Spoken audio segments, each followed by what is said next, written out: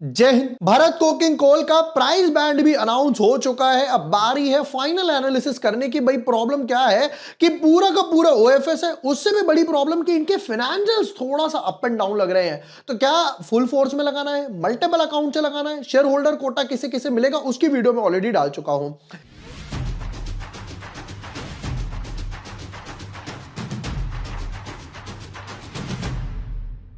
Hi everyone, my name is Jubor Washne. I am a SEBI registered research analyst. आज की video में करने वाले हैं भारत कोकिंग कोल आईपीओ के डिटेल्ड एनालिसिस, बिजनेस मॉडल देखेंगे, फाइनेंशियल्स देखेंगे, वैल्यूएशंस देखेंगे, फिर पता चलेगा कि भाई अप्लाई करना है या नहीं करना।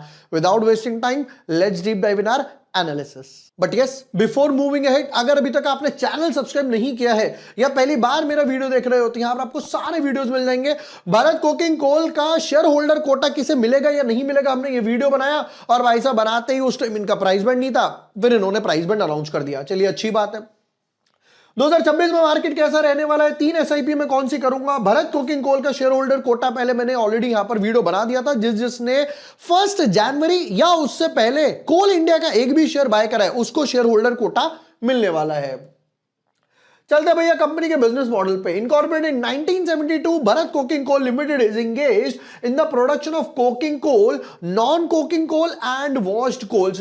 कोकिंग कोल क्या होता है, जो भैया स्टील वगैरह के बनाने में यूज होता है, तो ये सप्लाई करते हैं इंडस्ट्रीज वगैरह को, स्टील इंडस्ट्री को। The company is a wholly owned subsidiary of a Coal India, जो कि ऑलरेडी लिस्टेड है। देखेंगे भैया इन्होंने भी क्या रिटर्न्स वगैरह बनाकर दिए हैं। As of September 30, the company operates a network of 34 operational mines, including 4 underground, 26 open cast and 4 mixed mines. The company's primary product is coking coal, जो कि नाम में आ ही रहा है, catering to the steel and power industry, जो अभी मैंने आपको बताया। As of first, this company has estimated coal reserves of approximately 7,900 million tonnes. पहली बात तो ये आंकड़ा आपने 2025 के हिसाब से क्यों नहीं दिया, यानी इन्होंने अपना जो डीआरएच फाइल करा था उसको वापस से कुछ अमेंड नहीं किया। Fiscal 2025, BCCL accounted for 58% of the total domestic coal production in India. फिर कहते हैं कहां है, Jharia, Jharkhand, Raniganj, West Bengal, covering a total lease hold of 288 square kilometres. बाप रे। फिर कंपनी के ऑपरेशंस वगैरह के बारे में लिखा हुआ है। भाई देखो एज ऑफ नाउ देख के तो नॉर्मल माइंस टाइप ही काम कर रहा है, बाकी तो वैल्यूएशन से पता चलेगा किस पी रेशियो पे लेकर आए हो। अब आ जाते हैं जरा प्राइस बैंड के ऊपर, जो उस टाइम अवेलेबल नहीं था। इंपॉर्टेंट डेट्स वगैरह के ऊपर ये आ गया। आईपीओ ओपन होगा 9 तारीख को, क्लोज होने वाला है 13 तारीख को, लिस्टिंग होगी यहां पर 16 तारीख को। फिर उसके बाद कहता है फेस वैल्यू है 10 rupees per share, price band है 21 से 23, तो आंसर हो गया 23। 600 शेयर्स इन्होंने रखे और पूरा का पूरा 100% ओएफएस है, यानी सारा सारा का पैसा कहां जाने वाले, कोल इंडिया यानी गवर्नमेंट के पास में जाने वाला है।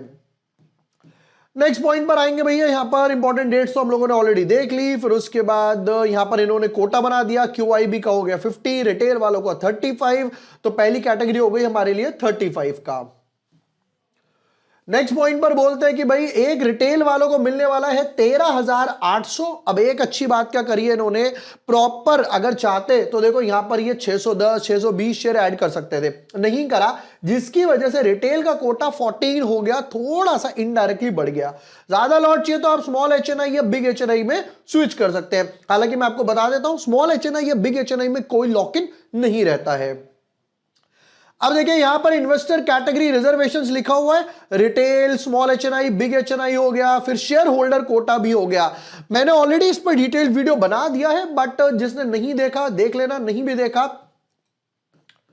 1 जैन और बिफोर। अगर आपने 1 जनवरी को भी कोल इंडिया का एक शेयर लिया था या उससे पहले 31 दिसंबर, 30 दिसंबर एंड सो ऑन, तो आप शेयर होल्डर कोटा में लगा सकते हो। बट अगर आपने 2 तारीख को, 3 तारीख को, 4 तारीख को, 5 तारीख को लिया है तो you are not eligible for shareholder quota. Benefit क्या है कि आप पहले रिटेल या एचएनआई में लगाओगे, मैंडेट आएगा, अप्रूव करोगे, फिर सेम डीमैट अकाउंट से, same pan card, same UPI ID से शेयर होल्डर कोटा सेलेक्ट करके कर सकते हो। नेक्स्ट पॉइंट पर आते हैं। अब आते हैं इंपॉर्टेंट पॉइंट पर, दैट इज फाइनेंशियल्स। बताओ भाई कितना कमाया, कितना गवाया, जिसकी मैं बात कर रहा था। ऑलराइट कहते 13,000 करोड़ के एसेट्स से ये हो गए 14,000 करोड़, ये हो गए 17,000 करोड़, बहुत बढ़िया, और ये हो गए 18,700, यानी 6 महीने में ऑलमोस्ट 1,500 करोड़ के एसेट्स जोड़ लिए। ये 1,500 करोड़ कहां से आए वो भी मैं बताऊंगा। इनकम की बात करें, कहते जी 13,000, 14,000, 14,400, फ्लैट टू हल्का सा डिप आया, और अब की बार सिर्फ 63 है, 63 भी हो जाएगा तो 12,000, 13,000, 14,000 पे पहुंच जाओगे। यानी लास्ट 3 साल में, 3.5 साल में कोई खासा ग्रोथ नहीं है इनकम के अंदर। प्रॉफिट आफ्टर टैक्स की बात करें, कहते हैं जी 600 करोड़ के आसपास का प्रॉफिट बना था, फिर उसके बाद कहते हैं जी 1,500 करोड़ का प्रॉफिट बना था। क्या बढ़िया प्रॉफिट मार्जिन जंप आया, बट वापस से एक डिप आया 1,200 करोड़, और अभी देखना सीधा 123 करोड़ के आसपास का प्रॉफिट हो गया। प्रॉफिट बिल्कुल डिमिनिश हो गए, ऑलमोस्ट ब्रेक इवन पे आ गए। इस साल ज्यादातर भी 250, 300, 500 करोड़ का प्रॉफिट क्लॉक कर पाओगे। प्रॉफिट मार्जिन वैनिश्ड हो गए। अब जो मैंने एसेट की बात बोली थी वो देखिएगा। अच्छा, एक चीज और यहां पर डिस्कस करते हैं। यह था नेगेटिव, नेगेटिव से आया प्रॉफिट में, बहुत बढ़िया बात। प्रॉफिट से प्रॉफिट जंप हुआ, ट्रिपल फोल्ड हुआ, रिजर्व्स नॉट प्रॉफिट। 64 से चाहिए था 18 हो गया, अब 18 से यहां माइनस हो गया। अब आप सोचोगे यार कंपनी तो प्रॉफिट में थी तो रिजर्व्स कहां गए? भैया आईपीओ आने से पहले गवर्नमेंट ने ही डिक्लेयर कर दिया डिविडेंड। जब भी होता क्या है, जितने भी पीएसयूज है, एसबीआई हो गया, पीएनबी हो गया, इनका सबसे बड़ा कोटा किसके पास है? वो डिविडेंड के पास, प्रेसिडेंट के पास। तो यहां पर आने से पहले उन्होंने डिविडेंड डिक्लेयर किया है, जो गया है निर्मला मैडम के पास। बोरिंग जीरो थी, यहां पर जीरो से सीधा बोरिंग्स रेज कर दी 1,500 करोड़। ये रीजन है, आप डिफरेंस चेक कर सकते हो कि 1,500 करोड़ से इनके एसेट्स बढ़े। एसेट्स नॉर्मल बिजनेस से नहीं बढ़े, एसेट्स बढ़े हैं बोरोइंग्स की वजह से। अच्छा, बाकी देखो हर बार की तरह मैं ट्विटर टेलीग्राम पे तो अपडेट दूंगा ही दूंगा। जैसे लास्ट आईपीओ जो आया था गुजरात किडनी का था, हमने कहा भाई हम अप्लाई नहीं करने वाले हैं, तो भाई मैंने कहा हम अप्लाई नहीं करेंगे, हमने अप्लाई भी नहीं करा। 7-8% तो इंट्राडे में ही डाउन चला गया, फिर उसके बाद कुछ पॉजिटिव भी आए थे। Thanks for the view, save my funds, Gujarat spot on, thank you so much. तो ट्विटर टेलीग्राम जो हमारी कम्युनिटी है बिल्कुल फ्री है, कोई चार्जेस नहीं है उसके। लिंक आपको डिस्क्रिप्शन पिन कमेंट में मिल जाएगा। वहां पर भी अगर आप हमें अभी फॉलो नहीं कर रहे हो, वहां पर भी ज्वाइन कर सकते हो। आईपीओ एनालिसिस, ऑप्शन ट्रेड, सब कुछ मिलता है वहां पर। दूसरी तरफ कोल इंडिया की बात करते हो, देखो कोल इंडिया कहां ट्रेड कर रहा है? करेंटली ट्रेड कर रहा है 427 रुपए पे। कहां पर हम आ चुके हैं? 2026 में। अगर मैं बात करता हूं यहां पर, देखो 2011 में भी 427 रुपए था, यानी कि 2011 से 2026 आ गया। 15 साल में 0% रिटर्न बनाकर दिया है कोल इंडिया ने। कोल इंडिया ने लोग क्यों बाय करते हैं जी? डिविडेंड मिलता है, पर डिविडेंड इसमें से ही कटता है भाई। नेक्स्ट पर आते हैं कुछ इस पे, और फिर final. Return on capital employed 30, बढ़िया है। रिटर्न ऑन नेटवर्थ 20, हमारे पैरामीटर से ऊपर। पैट मार्जिन 8% है, पर ये लास्ट ईयर के हिसाब से है। इबिटा मार्जिन 16% हो गया। प्राइस टू बुक वैल्यू 1.6, बढ़िया। मैं आपको एक और ब्रो टिप देता हूं, जो लोग रिसर्च में बहुत इंटरेस्टेड रहते हैं, वो सारी कंपनीज ढूंढ लो जो डिविडेंड दे रही हो और जिनका प्राइस टू बुक वैल्यू 1 या उसके नीचे चल रहा हो, यू विल मेक मनी।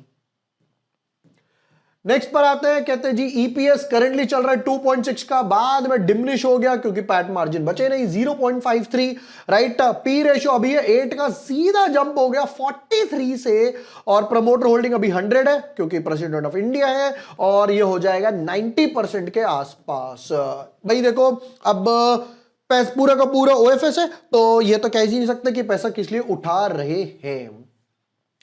आ जाते हैं फाइनल वर्डिक्ट पर हमारे, कि हमारा फाइनल वर्डिक्ट क्या बनकर आ रहा है। अब आ जाते हैं फाइनल वर्डिक्ट पर। भाई नंबर 1, अप्लाई करना है, डेफिनेटली अप्लाई करने वाले हैं।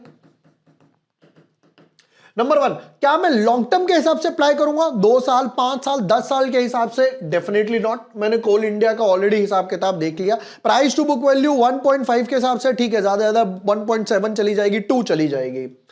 ओवर सब्सक्रिप्शन लिस्टिंग गेन पर आते हैं, expecting 40 times plus over subscription. अब लिस्टिंग गेन पे आगे बढ़ने से पहले जिनके पास शेयर होल्डर कोटा है, वो शेयर होल्डर कोटा में लगाओ। दैट टू पूरे के पूरे 14 लॉट आप अप्लाई करो, तब जाकर एक आधा लॉट मिलेगा। ध्यान से सुनना, जिनके पास शेयर होल्डर कोटा है वो पूरे 14 लॉट्स यहां पर आप मैक्सिमम अप्लाई कर सकते हो। आप 14 लॉट्स फुल फोर्स में लगा दो। नंबर 2, अगर आपके पास HNI कैटेगरी के फंड्स हैं तो HNI कैटेगरी में लगाइए, नहीं है तो रिटेल कैटेगरी में लगाओ, बट मल्टीपल अकाउंट से लगाओ, मम्मी के, पापा के, भाई के, ताकि अलॉटमेंट के चांसेस मेरे थोड़े से बढ़ जाए। लिस्टिंग गेन की बात करूं तो I would be expecting somewhat around 30 to 45% listing gain. हालांकि मैंने थोड़ा सा कम लिखा है क्योंकि भाई मार्केट एक रैली ले चुका है, हमारे पास अभी 5 दिन है, अभी भाई आज तारीख है 5-6 के आसपास, आईपीओ आएगा 16 तारीख को, तो 10 दिन है, इसमें ऊपर नीचे वोलेटिलिटी बनेगी, जहां पर ट्रंप ने ऑलरेडी आतंक काट रखा है, राइट। 30 to 45% लिस्टिंग गेन है। मैं पर्सनली डेफिनेटली दोनों कैटेगरी में, शेयर होल्डर कैटेगरी और रिटेल कैटेगरी में अप्लाई करने वाला हूं। दोस्तों ये थे भरत कोकिंग कोल आईपीओ के डिटेल्ड एनालिसिस, जहां पर मैंने अपना एक फेयर व्यू दिया, फाइनेंशियल्स वगैरह भी हम लोगों ने देखा भाई कोल इंडिया ने कोई खासा रिटर्न्स प्रोड्यूस नहीं करा, तो मैं लॉन्ग टर्म के पर्सपेक्टिव से अप्लाई नहीं करने वाला हूं। प्लस हर बारी की तरह मैं ट्विटर टेलीग्राम पे अपना फाइनल वर्डिक्ट दूंगा ही दूंगा, जिसका लिंक और डिस्क्रिप्शन में आपको पिन कमेंट में मिल जाएगा। वीडियो पसंद आया हो share with your friends, like and subscribe. Thank you for watching the video, lots of love.